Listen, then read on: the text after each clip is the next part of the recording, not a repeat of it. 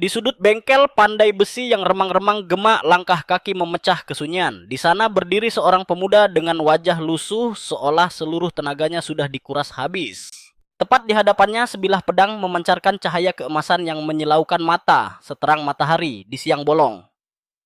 Tatapan pemuda itu tidak takjub, melainkan berkobar dengan amarah yang meledak-ledak. Di tengah panasnya bengkel yang membakar kulit, dia membuka mulut lebar-lebar dan tanpa pikir panjang bocah nekat ini langsung menggigit pedang itu sekuat tenaga. Oke, supaya paham kenapa dia bertingkah gila, begitu mari kita putar balik waktu sedikit. Di depan sebuah lukisan raksasa Arhan kecil sedang diceramahi ayahnya agar menyimak baik-baik. Ada satu hal krusial yang wajib dia ingat seumur hidup. Meskipun sekarang mereka tinggal di pelosok desa yang jauh dari hiruk-pikuk ibu kota, 200 tahun yang lalu keluarga mereka adalah penguasa yang sangat disegani. Leluhur mereka dijuluki dewa perang, sosok pahlawan keadilan yang dipuja banyak orang.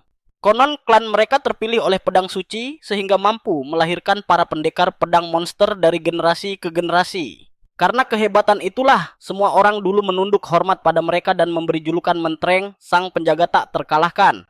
Lukisan tua itu adalah potret sang leluhur agung keluarga Karapin. Ayahnya menepuk bahu Arhan dengan tatapan penuh beban. Beliau bersabda bahwa Arhan bakal menjadi kepala keluarga Karapin berikutnya. Jadi dia harus bangga dengan darah baja yang mengalir di nadinya. Sang ayah menekankan bahwa misi suci mereka cuma satu, mengembalikan nama besar keluarga yang sudah lama redup ini. Kalau berhasil mereka bakal bangkit lagi jadi pelindung negeri ini. Waktu pun berlalu cepat dan pemandangan berganti menjadi hamparan ladang gandum yang luas. Tokoh utama kita Arhan merenungkan dongeng kepahlawanan yang sering diceritakan ayahnya, tapi akhirnya dia sampai pada satu kesimpulan. Bahwa semua itu cuma omong kosong belaka. Biasalah, kelakuan bangsawan bangkrut yang gagal move on dari masa kejayaan halunya ketinggian. Logikanya kalau legenda itu asli, ngapain mereka terjebak di desa Udik ini? Apalagi sampai harus membanting tulang di sawah seharian kayak petani biasa. Sambil ngobrol santai bareng, warga desa pikiran Arhan malah melayang kemana-mana, sibuk dengan analisanya sendiri. Dia merasa cerita ayahnya punya lebih banyak lubang plot daripada keju Swiss. Kejanggalan pertama ada pada sang pendiri klan. Pria di lukisan itu wajahnya sama sekali enggak mirip siapapun di keluarga ini, dan pedangnya terlalu kinclong buat barang antik yang katanya sudah tua banget. Ditambah lagi, enggak ada satupun buku sejarah di seluruh kerajaan yang mencatat nama leluhurnya Liam Karafin. Gara-gara itu Arhan yakin kalau ini semua cuma dongeng pengantar tidur supaya harga diri keluarga enggak hancur total. Salah satu warga memergoki Arhan lagi melamun dan menegurnya. Paman Kun langsung memanggilnya buat nyemil bareng. Belum juga roti hangatnya habis MC, kita ini langsung teriak heboh, menyuruh mereka menyisakan makanan buat dia. Meski keluarganya sudah enggak tajir, melintir lagi dia bahagia hidup tenang begini. Orang-orang yang tulus merawatnya ada di sini semua. Itulah alasannya dia cinta mati sama tempat ini. Dia berlari riang menghampiri mereka merasa inilah rumahnya. Dan berpikir inilah identitas Karapin yang sesungguhnya. Tapi sayang takdir bisa berubah drastis hanya dalam satu hari. Desa yang damai mendadak berubah jadi neraka pembantaian. Arhan berdiri terpaku menyaksikan keluarga dan kehidupan bahagianya lenyap di telan maut. Tetesan darah merah segar menodai gandum hasil jerih payah mereka. Kedamaian hancur lebur seketika. Padahal beberapa saat sebelumnya, dia baru saja pamitan sama warga desa mau pergi ke pasar kota sebelah. Katanya sih mau sekalian belanja stok kebutuhan. Dia bahkan janji bakal membawakan apel buat Paman Kun yang langsung girang, bukan main kayak anak kecil dengar tawaran itu. Arhan juga ingat ulang tahun putri si Reno dan berjanji mau membelikan boneka. Dia mengedipkan mata dengan gaya sok keren. Bilang kalau dia tahu cara menyenangkan rakyatnya karena dia calon tuan tanah masa depan. Habis tebar pesona dia langsung tancap gas naik kuda. Warga desa melambaikan tangan dan MC kita melenggang pergi dengan senyum lebar diiringi doa-doa baik mereka. Matahari terbenam di ufuk barat menyiram ladang gandum dengan cahaya emas yang syahdu. Warga desa bergumam kagum melihat kepergiannya. Mengakui kalau tuan muda mereka memang tiada duanya. Kun lalu menepuk tangan menyuruh semua orang lanjut kerja biar kelar sebelum target harian meleset. Tapi tiba-tiba sesuatu menembus kepala Kun tepat saat dia lagi bicara. Detik itu juga pesta darah dimulai. Darah sahabatnya muncrat membasahi wajah warga desa yang lain membuat semua orang syok berat. Dalam sekejap mata Marina juga ditebas sampai tewas. Ladang gandum yang tadinya tenang kini banjir darah. Muncul seorang pria berambut gondrong mendeklarasikan kalau wilayah ini harus dihapus dari peta selamanya. Warga desa menatap si pembunuh dengan mata terbelalak, tubuh mereka gemetar ketakutan setengah mati. Salah satu tetua nekat bertanya siapa dia. Si penyerang cuma diam memegang pedangnya, lalu dengan suara dingin yang bikin merinding, dia mengumumkan lagi kalau tempat ini bakal diratakan dengan tanah. Sekali tebas nyawa para warga melayang diiringi jeritan pilu saat tubuh mereka terkoyak. Darah teman-teman dan kerabat Arhan yang tak berdosa menyembur kemana-mana. Setelah aksi pembantaian brutal itu, si biadab pergi tanpa rasa bersalah sedikit pun. Beberapa jam kemudian di bawah sinar bulan pucat, Arhan pulang. Tanpa bicara sepatah kata pun, apel dan hadiah yang dia janjikan jatuh menggelinding dari tangannya. Keringat dingin mengucur deras lidahnya, keluh matanya nanar menatap tumpukan mayat sahabat-sahabatnya yang sudah kaku. Pikirannya berkecamuk bertanya-tanya kemana lenyapnya semua orang. Di tengah kebingungan itu, saat kakinya terasa dipaku ke tanah, sesosok bayangan misterius tiba-tiba muncul di belakang punggungnya. Namun bukan serangan yang datang, melainkan pelukan erat dari kepala pelayan setianya. Pria tua itu terisak, tangannya gemetar menutupi pandangan Arhan, berusaha keras menghalanginya dari pemandangan neraka di depan mata. Arhan yang nyawanya seakan belum kumpul sepenuhnya hanya bisa memanggil nama pelayan itu dengan lirih, sama sekali gagal mencerna kekacauan ini. Diselimuti penyangkalan, bibir Arhan bergetar hebat saat ia bertanya, memastikan apakah mimpi buruk ini benar-benar kenyataan atau sekadar ilusi gila. Saat kebenaran pahit itu menghantam nalarnya, pertahanan Arhan runtuh seketika. Ia meraung, air matanya tumpah ruah, memanggil nama teman-teman desa yang tak akan pernah menjawab lagi. Di sela tangisnya sendiri, sang kepala pelayan menjelaskan dengan suara parau bahwa pria misterius itu datang membawa misi pembantaian khusus untuk menghapus keluarga Karavan dari muka bumi. Hanya butuh waktu 10 menit untuk meratakan segalanya. Dalam satu kedipan, mata satu orang asing telah mencabut nyawa semua orang yang dikasihi Arhan tanpa sisa. Ingatan sang pelayan kembali pada sosok penyerbu itu muncul tanpa aba-aba, mengayunkan bilah pedang yang dingin dan tanpa belas kasih sedikit pun. Separuh nyawa di wilayah itu melayang di tangannya. Pria itu meluluh lantakkan segalanya hanya dengan ayunan pedang, mengubah desa yang damai menjadi puing-puing kematian. Dia hanya berdiri diam dikelilingi kehancuran hasil karyanya sendiri. Sang jagal itu terus bergumam mengulangi kalimat yang sama dengan wajah datar tanpa emosi, bahwa ia hanyalah alat yang menjalankan perintah. Hanya karena alasan sepele itu, separuh garis keturunan Karapan lenyap tanpa alasan yang masuk akal. Semua malapetaka ini ulah seorang master pedang tunggal, sebuah bencana hidup yang tak terhindarkan. Langkah mereka berlanjut menuju kediaman utama Karapan. Begitu masuk, pemandangan mengerikan menyambut Arhan dan pelayannya, tubuh para abdi dalam berserakan tak bernyawa memenuhi lantai. Sang tokoh utama menyeret langkahnya yang terasa kopong. Cahaya kehidupan di matanya padam total pada hari terkutuk itu. Menyaksikan warga desa yang tak berdosa tewas sia-sia adalah pemicunya. Arhan terperosok ke dalam jurang keputusasaan yang paling dalam. Menjerit penuh derita sembari menjambak rambutnya sendiri, meraung dalam tangis saat ia terisak hampir saja kewarasannya dimakan kegilaan. Suara ibunya memanggil menembus kekacauan itu. Terperanjat Arhan melihat sang ibu berlari ke arahnya, wajah cantiknya kini berantakan dibanjiri air mata. Wanita itu memeluknya dengan putus asa, seolah Arhan adalah satu-satunya harapan yang tersisa di dunia. Di sela isak tangisnya, ia tak henti-hentinya mengucap syukur bahwa putranya masih bernapas. Di momen mengerikan ini, jagoan kita membalas pelukan itu meski otaknya masih buntu memahami situasi. Sekejap saja kehangatan dekapan sang ibu memberikan sedikit rasa lega di hatinya. Namun dari balik bahu ibunya, ia melihat ayahnya sedang bersimpuh di tanah. Sang ayah berlutut dengan ekspresi yang mencampur adukan teror dan kegilaan meratapi nasib buruk ini. Noda darah yang terciprat di jendela menjadi saksi bisu bahwa tragedi keluarga ini baru saja dimulai. Sang master pedang yang membantai desa rupanya tidak menyentuh orang tuanya, namun meninggalkan sebuah pesan ancaman. Mari kita putar waktu sedikit ke belakang untuk memahami ancaman itu. Dalam kondisi terluka parah dan kalah telak, ayah Arhan berdiri di samping istrinya tanpa daya. Si penyerbu memberi ultimatum, jika ingin nyawa mereka selamat, mereka harus angkat kaki beserta seluruh pengikutnya dalam waktu 1 bulan. Ayah Arhan menangis, mencengkeram gagang pedangnya yang sudah patah, menggugat takdir mengapa ini menimpa mereka. Dalam jeritan penuh kepedihan, ia mempertanyakan dosa besar apa yang telah mereka perbuat hingga layak menerima siksaan seberat ini. Digerogoti keputusasaan, bibirnya tak henti bertanya, kenapa? Namun pembunuh berdarah dingin itu beranjak pergi tanpa sepatah kata pun. Langkahnya sempat terhenti menghela napas pendek, lalu pria misterius itu kembali mengulang. Kalimat keramatnya, dia hanya menjalankan perintah. Setelah meninggalkan kata-kata yang sulit dicerna akal sehat itu, ia melenggang pergi begitu saja. Akibatnya, penduduk desa yang tersisa mulai angkat kaki satu persatu. Dihantui ketakutan, mereka semua berbondong-bondong meninggalkan desa secepat kilat demi menyambung nyawa. Itu satu-satunya jalan keluar untuk selamat. Namun bagi keluarga Arhan, opsi melarikan diri itu tidak pernah ada di atas meja.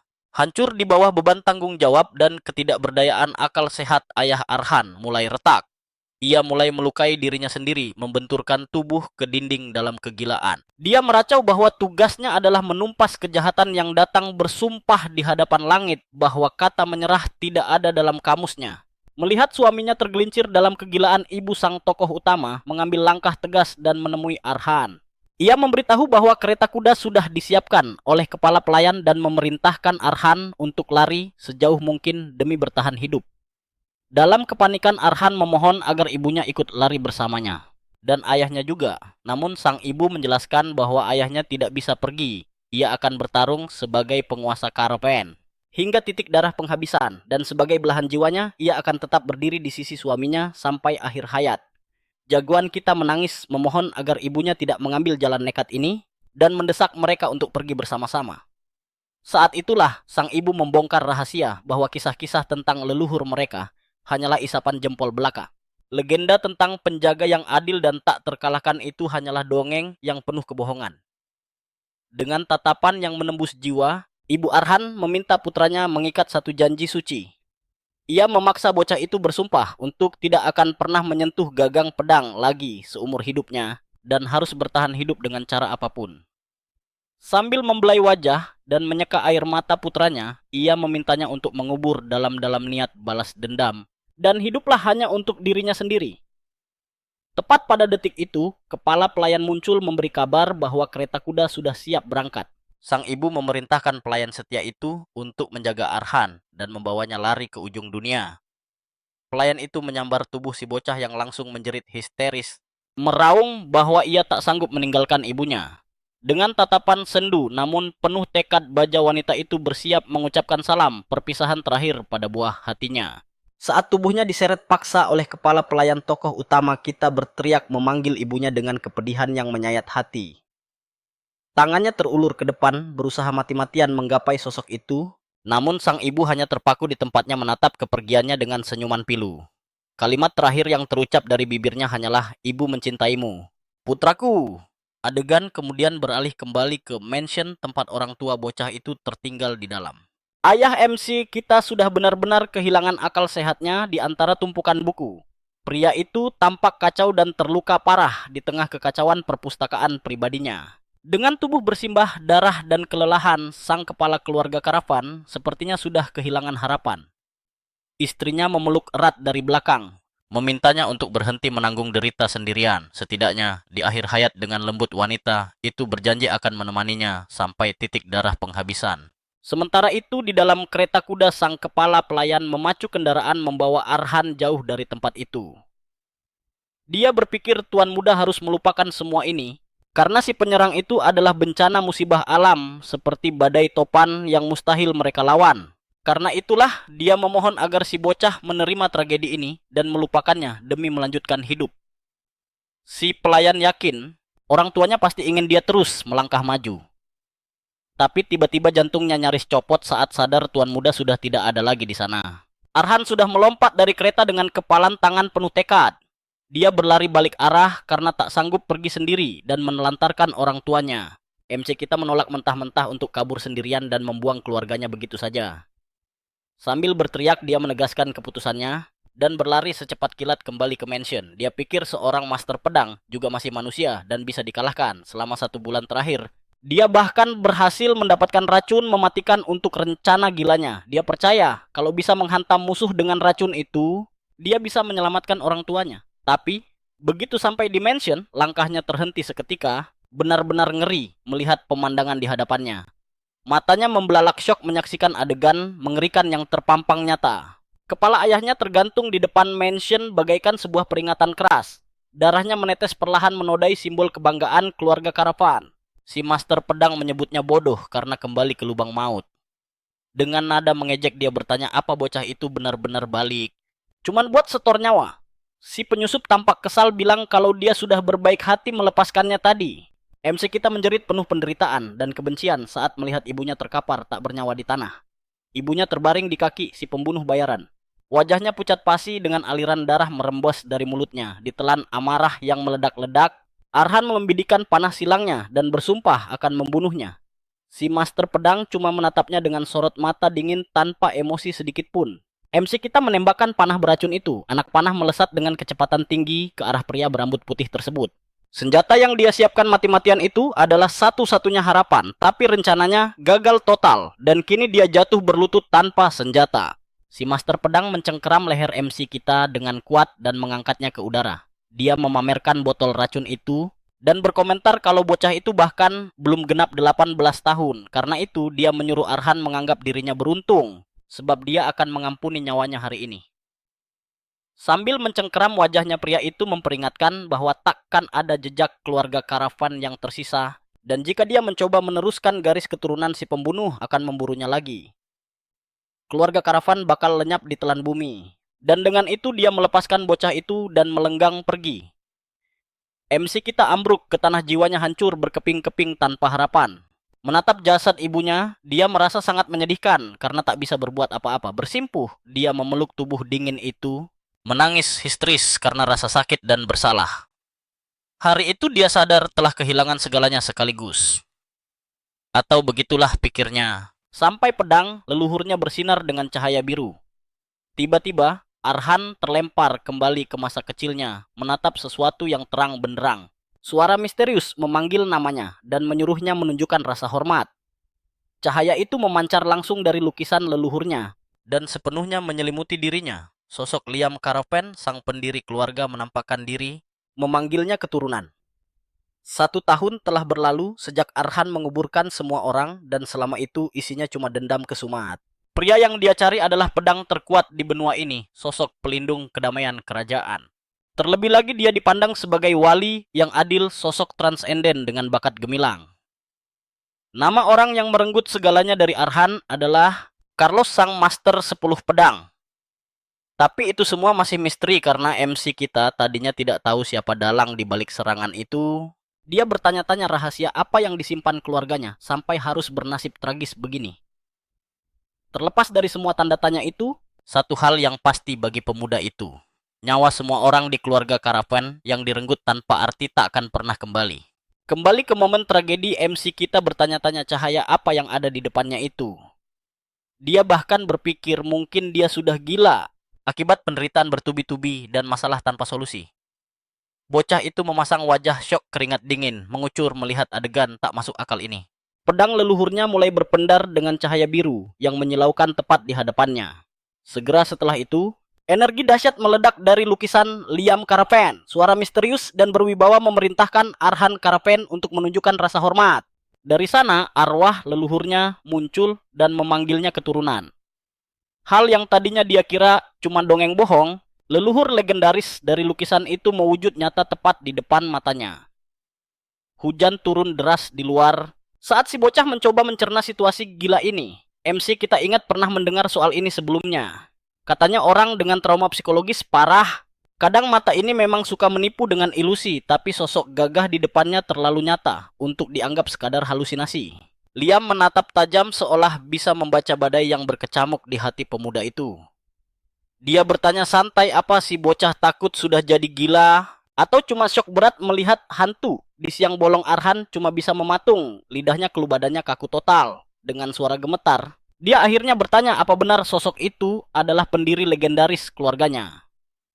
Si roh mengonfirmasi kalau dia adalah Liam Karavan, dewa pedang terkuat sepanjang sejarah. Kalau begitu tokoh utama kita langsung ngegas. Kenapa baru nongol sekarang? Dia berteriak penuh emosi, menuntut jawaban pasti. Si bocah benar-benar tidak habis pikir kenapa leluhur sakti ini baru menampakkan batang hidungnya setelah semuanya hancur lebur. Liam tetap tenang, wajahnya datar namun memancarkan aura wibawa yang bikin merinding. Dia menjelaskan kalau dia butuh bukti apakah Arhan benar-benar siap membuang segalanya demi satu kata balas dendam. Liam sudah lama memantau obsesi gila keturunannya itu yang tidak pernah lepas dari pedang barang sehari pun.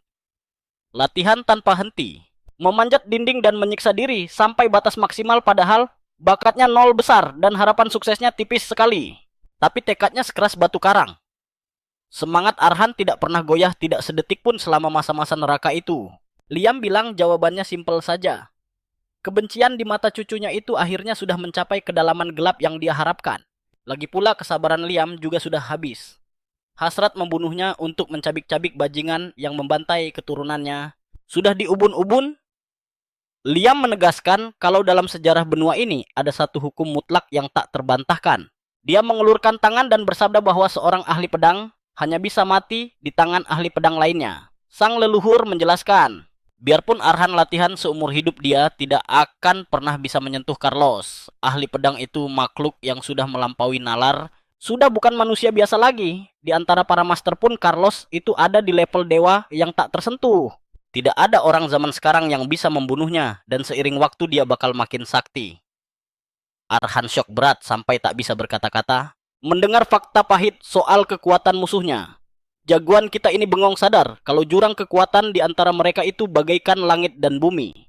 Apa dia harus cuma jadi penonton saat si brengsek yang merenggut segalanya itu dielu-elukan jadi pahlawan? Arhan teringat semua penghinaan itu dan bertanya-tanya apa dia bakal jadi pecundang tak berdaya lagi.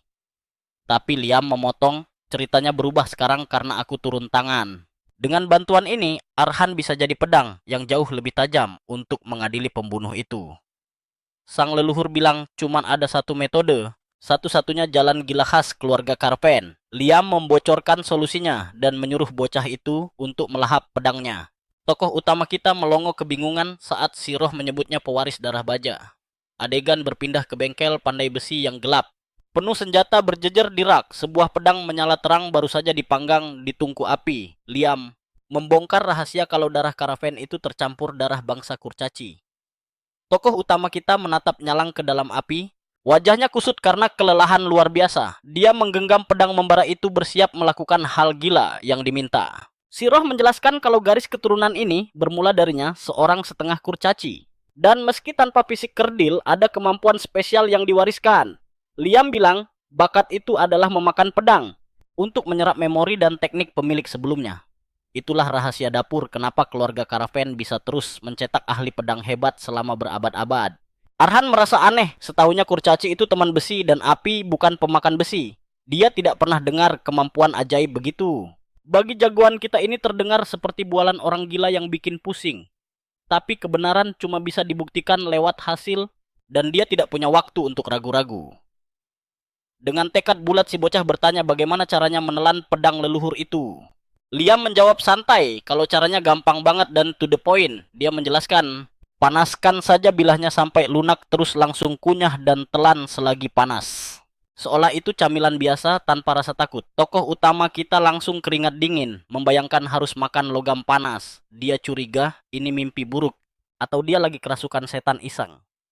Tapi kalau ada peluang sekecil apapun buat balas dendam, nyawa pun siap dia pertaruhkan. Dengan auman kemarahan si bocah memutuskan untuk nekat. Tanpa pikir panjang, dia menggigit pedang itu sekuat tenaga sampai bilahnya hancur.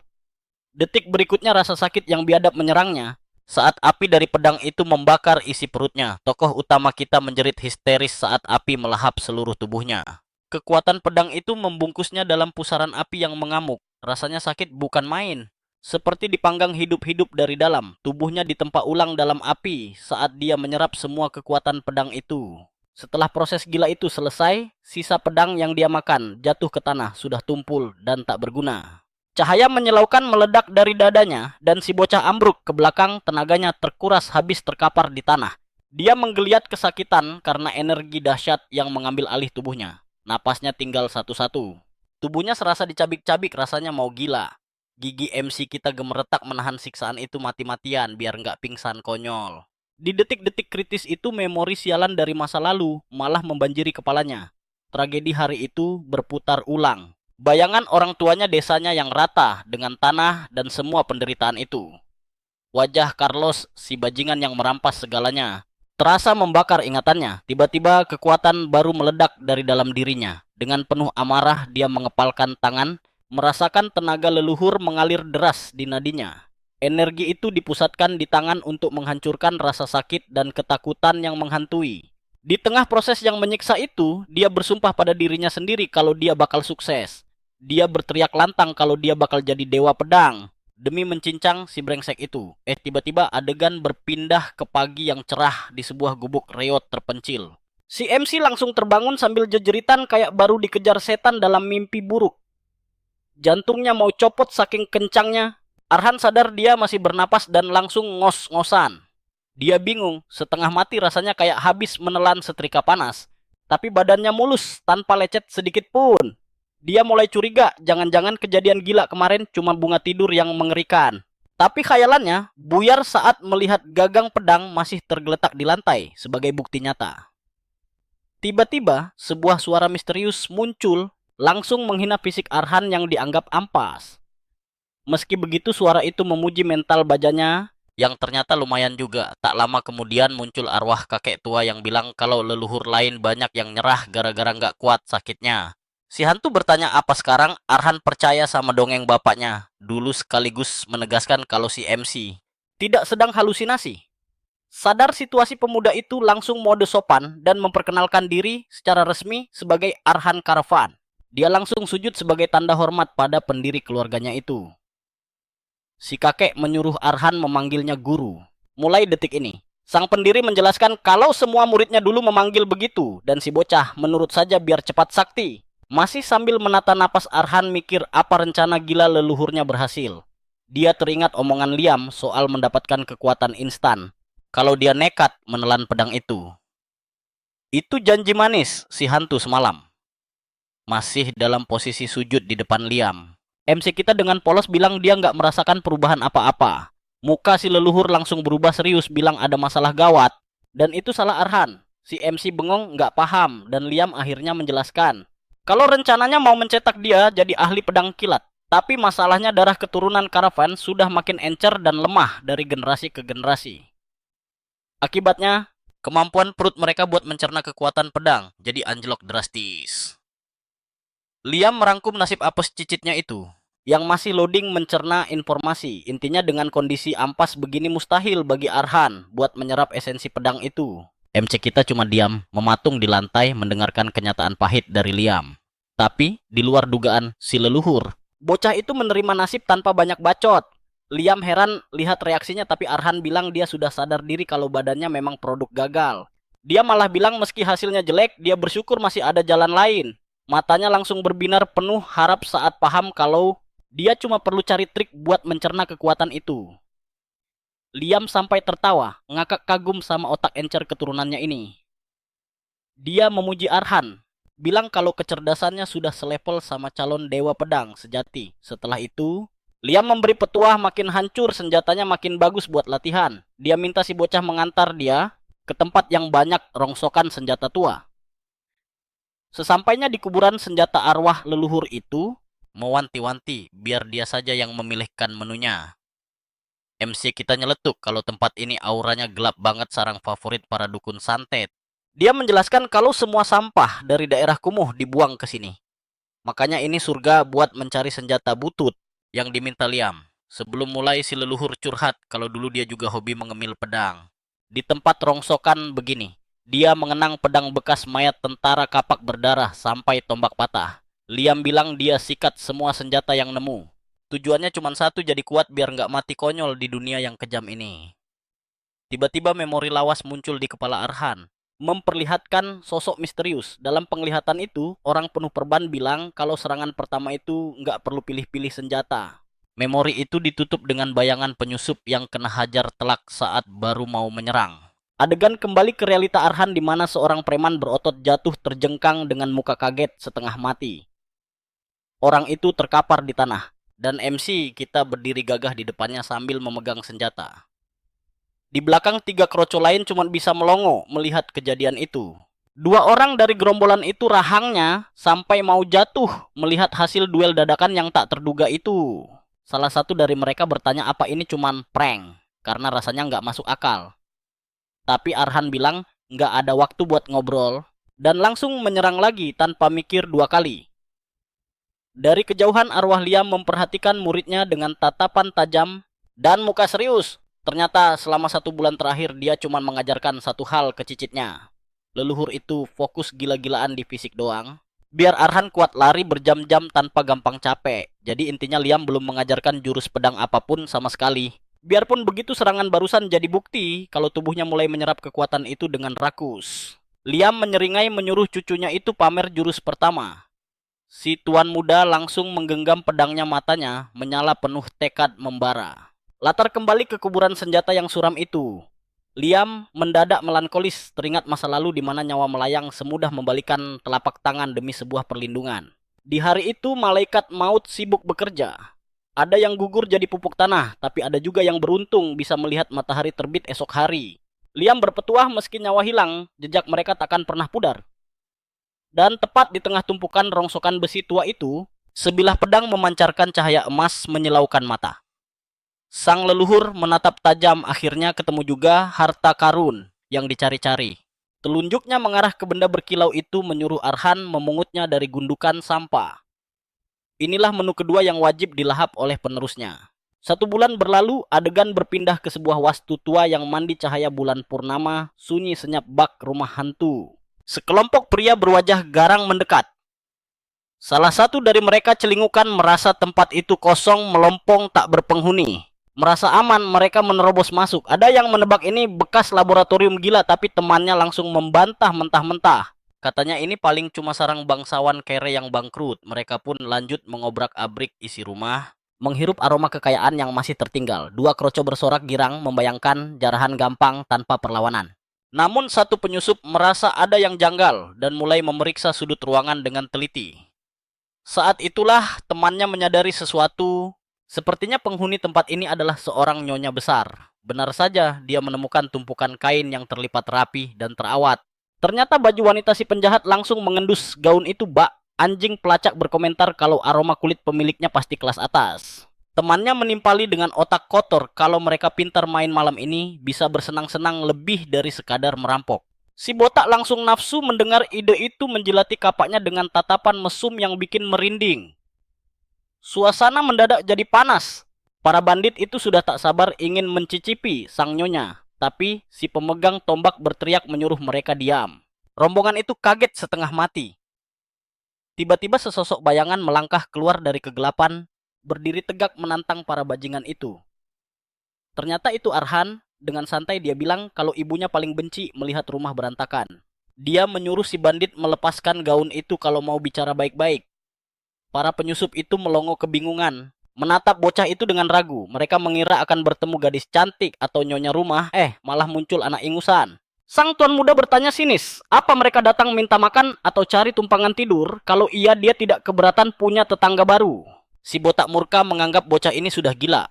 Di matanya para bangsawan manja ini memang tidak punya urat takut. Tanpa babi bu, dia menerjang maju sambil membentak kenapa Arhan tidak diam saja. Malah cari mati. Arhan memejamkan mata sejenak lalu membukanya lebar-lebar dengan sorot mata membunuh. Dengan penuh amarah si botak berteriak, mau mampus ya. Lalu mengayunkan senjata sekuat tenaga. Tapi Arhan menyambutnya dengan senyum meremehkan. Matanya bersinar tajam. Detik itu juga aura api yang dahsyat bangkit dari dalam tubuh pemuda itu. Dia menghindar dengan gerakan kilat dan menghujamkan serangan balasan yang presisi. Bilah pedangnya menembus tubuh si bandit tanpa sempat ditangkis sedikit pun. Si botak syok berat memuntahkan darah segar saat Arhan berbisik dingin kalau mereka hanyalah hama pengganggu. Dengan tatapan beku, dia menegaskan kalau tak ada undangan buat maling. Adegan berpindah ke perapian yang hangat. Api berkobar menjilat-jilat kayu menghangatkan ruangan. Cahayanya menari-nari menciptakan suasana yang jauh lebih damai dibanding pembantaian tadi. Di depan perapian Arhan menoleh ke gurunya dengan wajah bingung. Dia memegang pedang baru itu. Bertanya pada Liam, apa benar rongsokan ini yang harus dia telan? Bagi dia, benda itu lebih mirip jarum jahit raksasa daripada pedang tempur. Kelihatannya ringkih sekali, tapi sang leluhur bilang itu wajar. Liam menjelaskan kalau senjata itu bukan dibuat untuk menebas atau menghancurkan barang sembarangan. Senjata ini ditempa untuk satu tujuan yang sangat spesifik. Dan unik, dalam duel hidup mati tugasnya adalah menusuk titik vital musuh, diciptakan untuk mencabut nyawa lawan.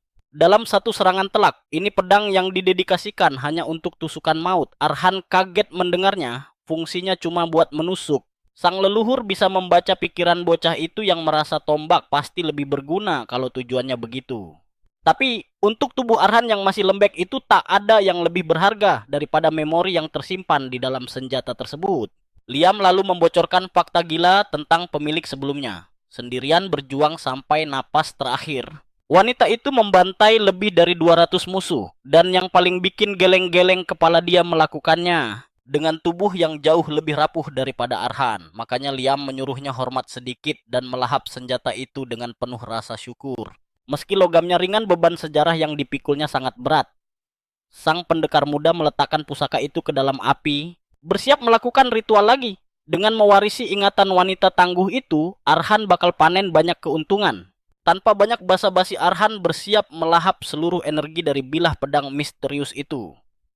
Ingatan terakhir pemilik sebelumnya hanya berisi gambaran mengerikan saat rumah mewahnya dilahap habis oleh si jago merah. Ketika Mary kecil, yang baru berusia 10 tahun, membuka matanya, takdir hidupnya sudah berubah 180 derajat. Ia mendapati kenyataan pahit bahwa orang tuanya telah hangus menjadi abu tak berwujud di tengah kobaran api. Gadis itu sendiri nyaris tak selamat lolos dari maut dengan sisa tenaga terakhirnya. Terbaring lemah di ranjangnya, ia merintih pelan di antara sisa-sisa trauma. Dalam hati, ia justru menyesal kenapa tidak ikut mati saja bersama keluarganya malam itu. Kehilangan segalanya dalam semalam, bocah malang itu akhirnya ditampung di sebuah panti asuhan yang ironisnya merupakan sekte pemuja Dewi Api. Bagi orang-orang gila di sana, api adalah keselamatan suci, tapi bagi Mary itu adalah simbol kehancuran yang menyeretnya ke titik terendah dalam hidup. Sambil menatap pantulan dirinya di cermin, ia merenungi nasib konyol ini tinggal di sarang pemuja hal yang menghancurkan hidupnya.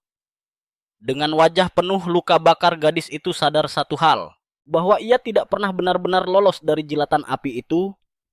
Hari-hari selanjutnya hanyalah siksaan batin yang sunyi namun mematikan. Anak-anak perempuan lain menatapnya aneh, bertanya-tanya kenapa wajahnya hancur begitu.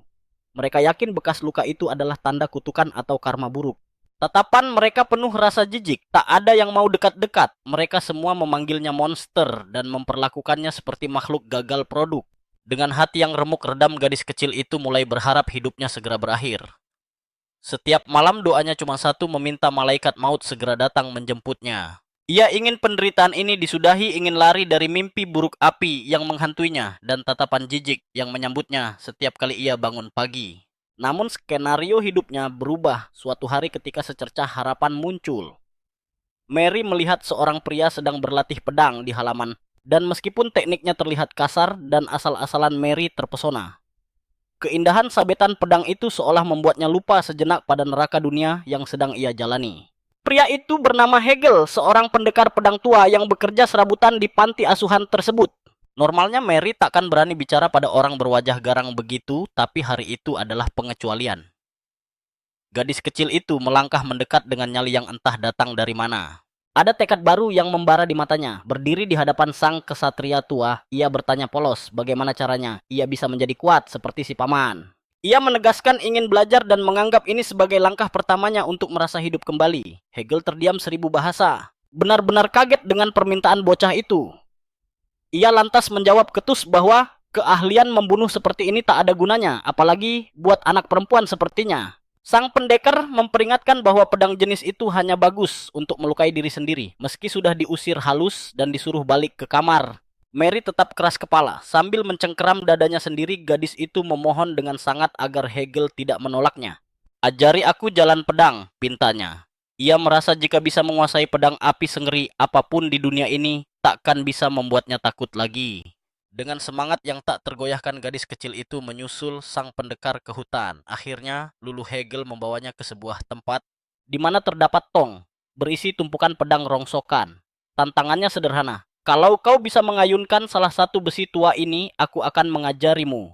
Mary menatap tumpukan logam tajam itu sejenak, menimbang-nimbang mana yang sanggup ia angkat dengan tangan kecilnya.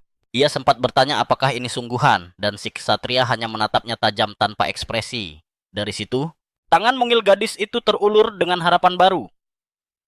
Ia mengambil pedang yang paling tipis dan ringan, lalu berkata dengan lantang bahwa ia akan melakukan apa saja demi bisa melawan takdirnya. Adegan berganti cepat memperlihatkan Mary yang kini menodongkan ujung senjatanya ke arah Hegel, sebuah simbol dimulainya latihan neraka mereka. Kembali ke masa kini, luka tusuk pada penyusup tadi rupanya mengenai titik vital yang sangat sulit dijangkau. Itu adalah area sempit yang hanya bisa ditembus dengan tusukan presisi di antara tulang rusuk. Tokoh utama kita sadar orang amatir sepertinya mustahil melakukan serangan dewa itu. Tapi ia sadar keajaiban itu terjadi murni karena ia telah menyerap kemampuan pemilik asli pedang tersebut 1 bulan yang lalu. Bersamaan dengan itu, memori Mary si pemilik pedang sebelumnya membanjiri isi kepala Arhan. Layar bioskop masa lalu pun berputar kembali. Ia melihat bagaimana Hegel mewariskan banyak ilmu pada gadis itu, mulai dari dasar cara menggenggam gagang pedang dengan benar, hingga teknik bertarung dan cara bertahan hidup. Ini bukan ilmu pedang kaku ala akademi militer, melainkan gaya bebas seorang ksatria pengelana. Dan bagi gadis yang dulu gemetar melihat api gerakan pedang Hegel adalah kekuatan yang memiliki keindahannya sendiri, yang memukau. Karena itulah ia jatuh hati sepenuhnya pada gaya bertarung gurunya yang bebas seperti angin. Ia mencintai pedang warisan Hegel dengan segenap jiwanya. Beberapa tahun berselang, Hegel berpesan bahwa suatu hari Mary harus angkat kaki dari tempat terkutuk itu, dan ia meminta saat hari itu tiba Mary harus pergi menjelajah dunia dan menjalani hidupnya sendiri. Di ranjang kematiannya, Hegel berkata bahwa perpisahan ini adalah pelajaran terakhir untuk Mary. Dengan air mata bercucuran, gadis itu tersenyum pahit bersyukur perjalanannya berakhir bersama gurunya. Ia menggenggam tangan keriput itu erat-erat melepas kepergian satu-satunya orang yang peduli padanya. Kini ia kembali sendirian di ruangan sepi itu, membisikkan doa agar sang guru tenang di alam sana. Tak lama kemudian, sesuai wasiat Hegel, ia minggat dari panti asuhan dan terjun ke dunia luar. Tak butuh waktu lama, namanya melambung sebagai tentara bayaran elit. Ia sering bertanya-tanya apakah ketenarannya karena pedang tipisnya atau karena ia wanita muda di bisnis kotor ini. Karena keahliannya yang unik dan mematikan para bajingan di dunia kriminal, mulai memberinya julukan khusus. Ia dikenal seantero dunia bawah tanah sebagai gipsi penjahit yang menakutkan. Kembali ke realitas saat ini, Arhan akhirnya paham apa arti mencerna skill itu sesungguhnya. Ingatan Mary bukan sekadar data, tapi mengalir dan berbicara langsung ke dalam jiwanya. Saat itu juga, si penyusup yang sudah mencium tanah mengemis-ngemis, minta nyawanya diampuni sekali ini saja. Tapi tuan muda, kita sudah tutup kuping terhadap rengekan cengeng itu. Dia justru mempererat cengkeramannya pada gagang senjata. Dengan tatapan sedingin es dan tekad bulat, dia bersiap mengirim orang ini ke neraka untuk selamanya. Tanpa basa-basi, Arhan menghabisi nyawa penyusup itu. Nol besar rasa kasihan. Suara di kepalanya langsung berceloteh menyarankan agar dia memastikan bahwa pekerjaan itu tuntas sampai ke akarnya. Di momen ini, tuan muda, kita merenung. Ini adalah pembunuhan perdananya. Anehnya meski ini pengalaman pertama, hatinya kosong melompong, tak ada gejolak emosi sedikit pun atas perbuatannya. Pikirannya cuma terisi satu fokus, bereskan situasi kacau ini secepatnya. Tepat di depan matanya dia sadar kemenangan ini cuma hoki, karena lawan meremehkannya jadi dia tidak boleh berharap pada Dewi keberuntungan lagi. Lantas bocah itu heran, kenapa gerombolan lainnya diam saja? Padahal menang, jumlah para penyusup lain malah kaku seperti patung lumpuh total karena ketakutan dan tak sanggup menggerakkan kaki untuk menyerang. Arhan sadar musuh-musuhnya sudah kena mental melihat pemandangan sadis itu. Liam menjelaskan bahwa gerakan Arhan barusan bukan kelas amatir dan itulah yang bikin nyali mereka ciut. Sang leluhur melanjutkan ketakutan berlebih, itu bikin otak mereka tumpul. Rasa takut itu memanipulasi pandangan mereka, membuat musuh terlihat jauh lebih mengerikan dari aslinya. Di mata mereka, Arhan tampak seperti reinkarnasi iblis pembunuh, sekaligus dewa pedang yang tak tersentuh. Tuan muda, kita paham betul psikologis ini, dan detik itu juga sebuah rencana licik sudah tersusun di otaknya. Dari posisinya, dia melemparkan pedangnya sekuat tenaga ke arah sisa penyusup itu. Sedetik kemudian, bocah itu lari, menerjang dengan kecepatan penuh. Selagi musuhnya masih melongo kaget akibat aksi nekat tersebut, dengan tatapan tajam Arhan memutuskan inilah momen emas untuk bertindak. Melihat dia mendekat, salah satu penyusup menjerit histeris, melarangnya mendekat sedikit pun. Saking paniknya, pria itu menyerang Arhan secara membabi buta, sambil bertanya apakah bocah itu berniat membantai mereka semua. Dengan entengnya Tuan Muda, kita menghindari sabetan ngawur musuh yang langsung memaki kasar karena serangannya meleset. Sambil menyunggingkan senyum penuh percaya diri, Arhan bersiap melancarkan serangan balasan. Mata penyusup lainnya terbelalak panik melihat kecepatan bocah itu. Tahu-tahu Arhan sudah muncul di belakang punggung pria itu seperti hantu dan menebasnya tanpa ampun. Dengan wajah terciprat darah, dia teringat satu petuah berharga yang pernah diberikan Higo padanya. Sang guru pernah bilang sebagai wanita dia kalah dalam tenaga fisik, jadi waktu tidak akan pernah berpihak padanya dalam pertarungan panjang. Putus asa, penyusup terakhir yang tersisa menjerit dan menyerang dengan sisa tenaganya. Arhan meliuk dengan kecepatan yang tak masuk akal untuk menghindari serangan maut itu. Gara-gara itu, pukulan si pria cuma kena angin dan tubuhnya jadi terbuka lebar, sasaran empuk untuk dihajar.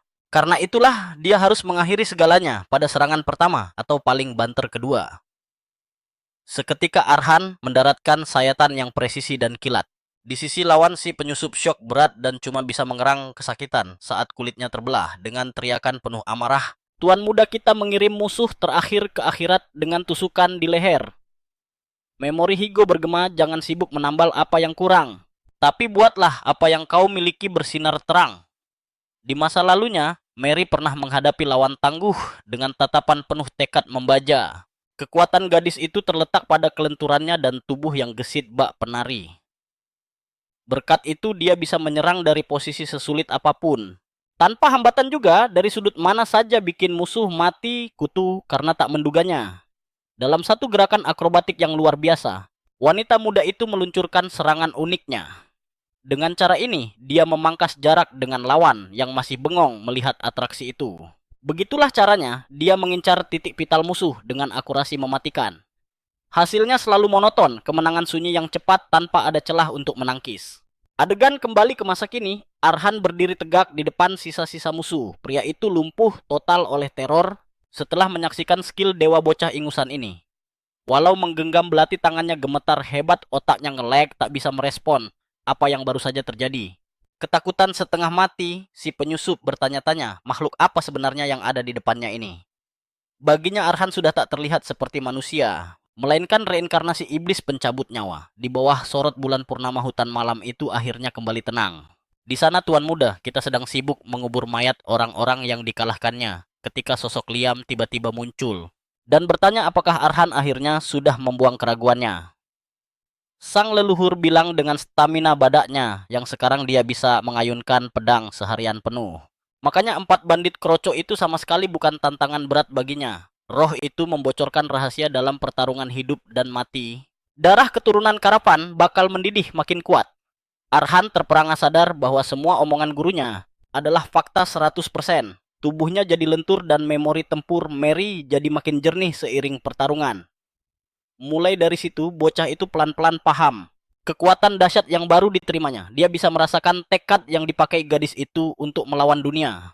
Arhan akhirnya inilah yang dimaksud gurunya. Semakin dalam kau memahami lawanmu, semakin monster kekuatanmu. Dan itulah yang disebut kekuatan pencernaan. Liam memberitahu keturunan mudanya bahwa dia pantang berbohong kalau sudah menyangkut urusan pedang. Leluhur itu memperingatkan hari-hari ke depan isinya cuma penderitaan murni dan ujian berat. Jalannya bakal saking terjalnya sampai-sampai rasa sakit hari ini bakal terasa kayak liburan yang menyenangkan di masa depan. Di hadapan gurunya, Roh Liam bertanya apa dia sanggup menapaki jalan neraka ini. Meski begitu Tuan Muda, kita mengepalkan tinju dan bersumpah kalau ini bisa membuatnya mengarahkan pedang ke leher Carlos.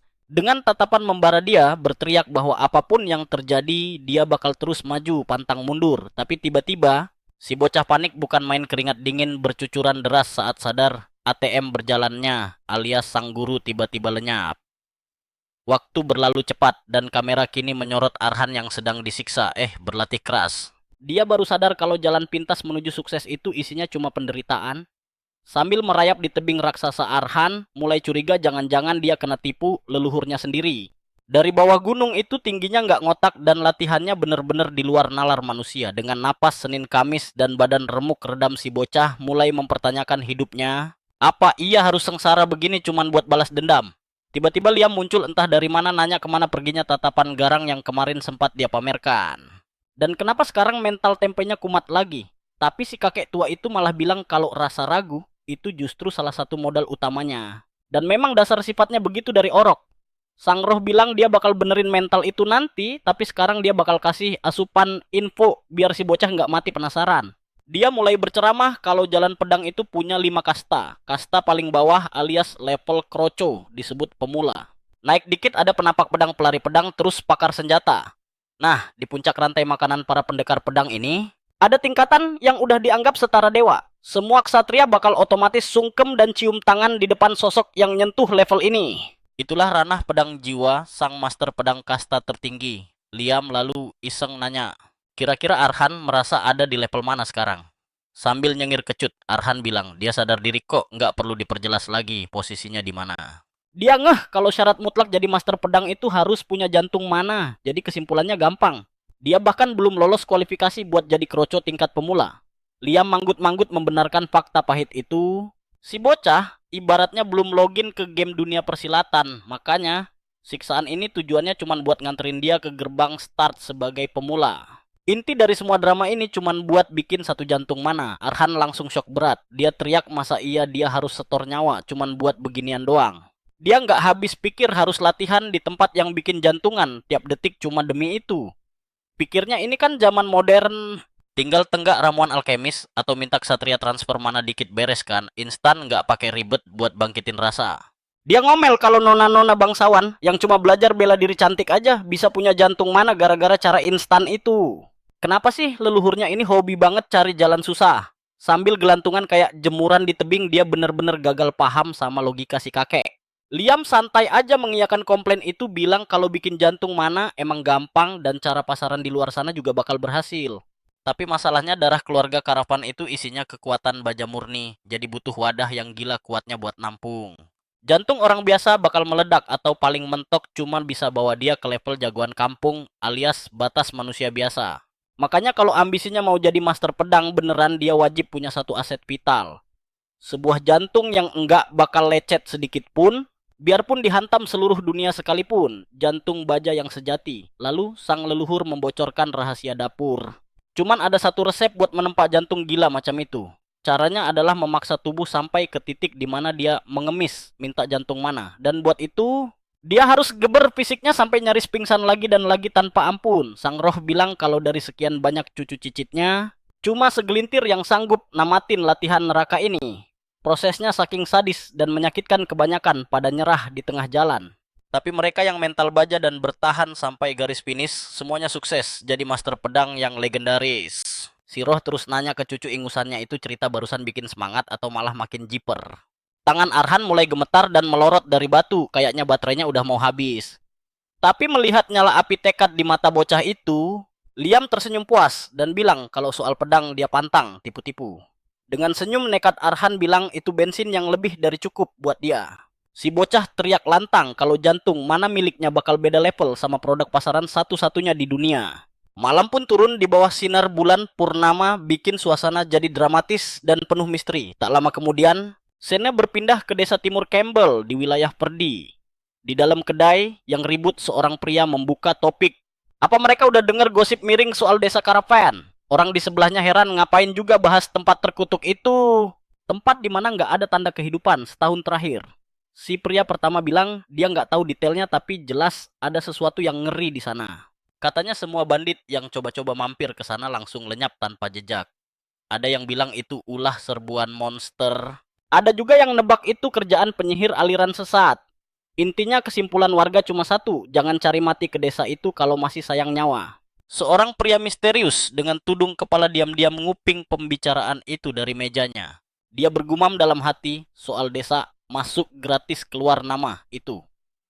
Bercak darah di kerahnya jadi bukti kalau dia barusan habis baku hantam. Dia menyeka luka di ujung bibirnya seolah mengonfirmasi kecurigaan orang-orang. Dan akhirnya dia memutuskan kalau tempat berbahaya itu justru destinasi liburan mematikan yang selama ini dia cari.